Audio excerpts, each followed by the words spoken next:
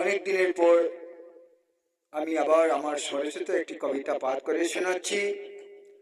কবিতার নামটি হলো নতুন বছর।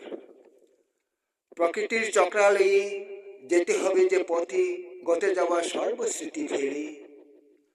নতুনের আগমনে তেজস্বী কিরণ নিয়ে চেয়ে থাকি ভ্রমণে, সে যে নতুন দেহে ভরপুর শক্তি সঞ্চয়ী।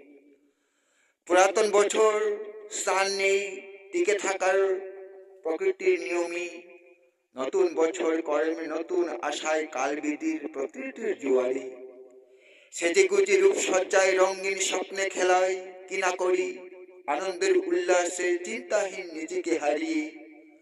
উদিত নব সূর্য পূর্ব প্রান্তে, তাহা দেখি প্রকৃতির মুস্কি হাসি। পদার্পণের আগমনের বেলায় দুনিয়নের মিটমিটে পাপড়ি খুলি।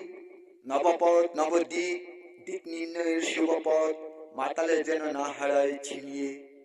যেন না নেই নিঃরশ্মি অবরুদ্ধ অন্ধকারের ছায়ায়। আনন্দের দিশাহারায় না পড়ি যেন পথ হারিয়ে অবহেলায় ছিটকিয়ে।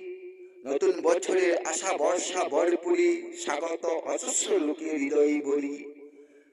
কত না পাবো আশা বর্ষা ফল নতুন বছর হতে।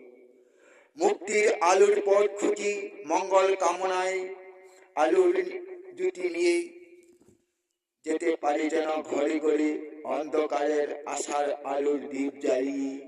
ধন্যবাদ।